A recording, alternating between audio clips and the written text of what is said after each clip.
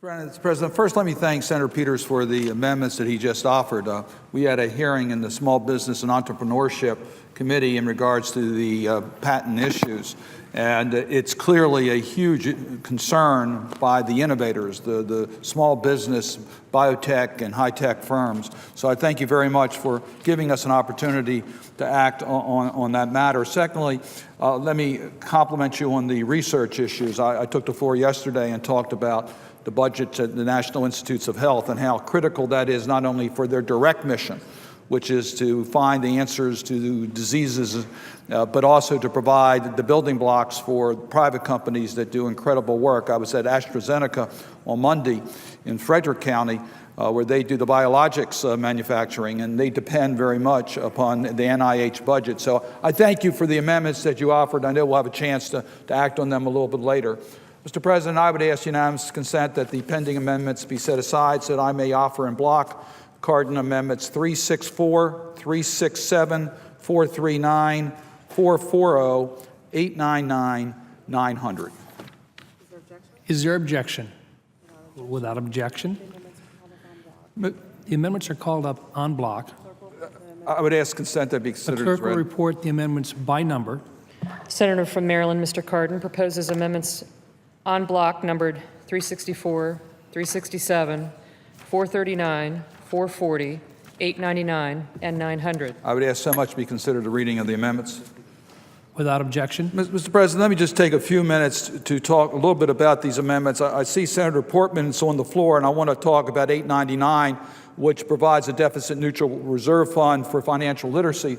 The two of us have been working for over a decade to increase the amount of savings for America, particularly retirement savings. And we know that at early ages, people need to understand the importance of saving. And so I offer this amendment, and Senator Portman has been very helpful to me in developing this amendment, and I hope we'll be able to act on this a little bit later. In regards to Amendment 364, which deals with oral health, which establishes a deficit-neutral reserve fund relating to improving oral health care for children and pregnant women under Medicaid, let me just point out to my colleagues something they may not be aware of, and that is the oral health of a pregnant woman very much impacts the baby.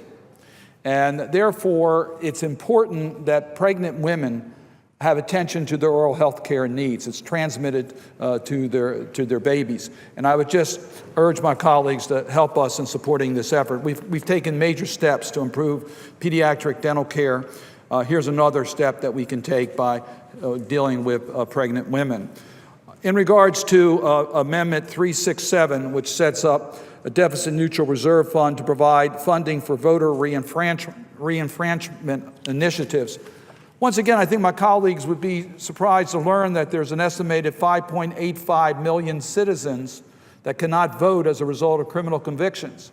And nearly 4.4 million of those have already been released from prison. We have 4.4 million people living in our community that we expect to be productive citizens, and yet they have been disenfranchised from voting. Nationwide, 1 in 13 African Americans of voting age have lost their rights to vote, a rate 4 times the national average. I think that should give us all concern. Latino citizens are also impacted because they are disproportionately overrepresented in the criminal justice system.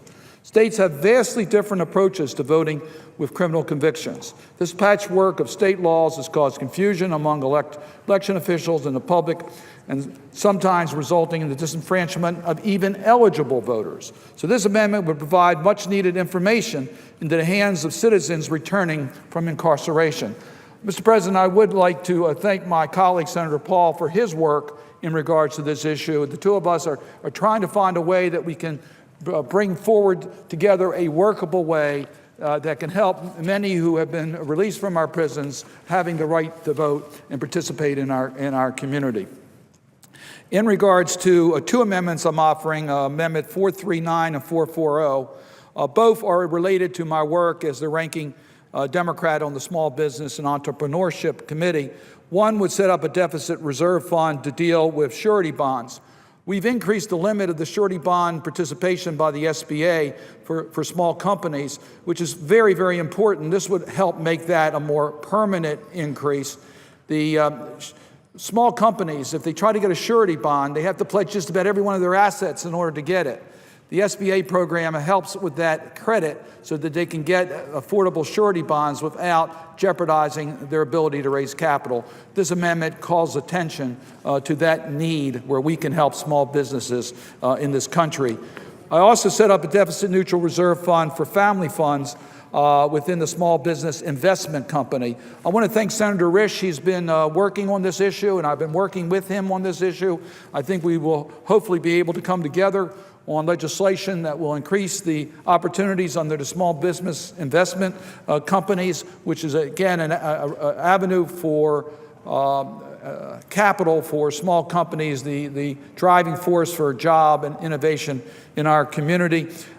This amendment would allow us, again, to focus on that legislation, which we hope to move through the Small Business and Entrepreneurship Committee.